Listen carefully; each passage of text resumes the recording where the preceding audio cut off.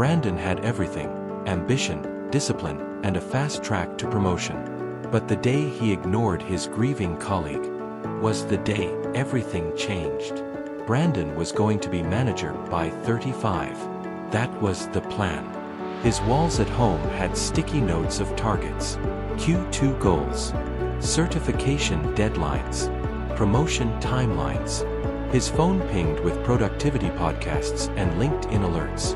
And in every meeting, he showed up early, with charts, questions, and answers no one asked for.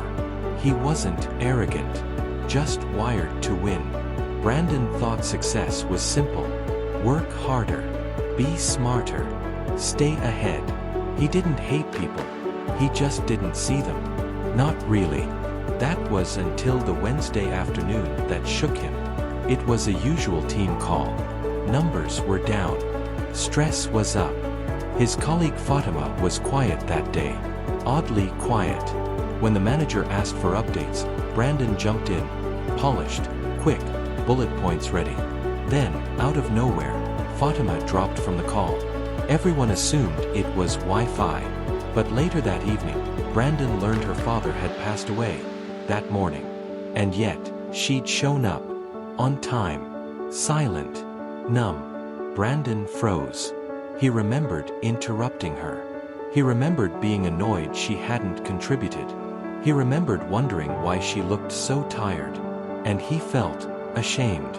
Not because he caused her pain, but because he'd never even noticed.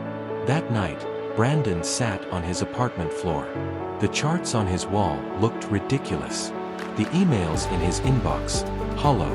He realized he was winning at work, but failing with people. And maybe that mattered more. He didn't become a new man overnight, but he started showing up differently. He listened longer. He asked, "How are you really doing?" And waited for the answer. He learned to read the pauses in people's voices, to hear what wasn't said. He stopped racing through meetings just to check tasks off. He started noticing birthdays, asking about kids, apologizing first.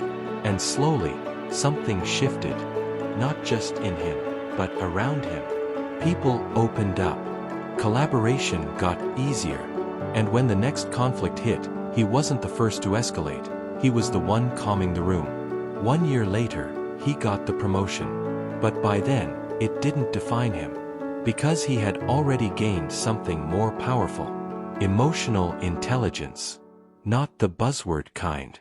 The real kind, the kind born from presence, awareness, and humility. Sometimes, the biggest shift in your career isn't external. It's internal.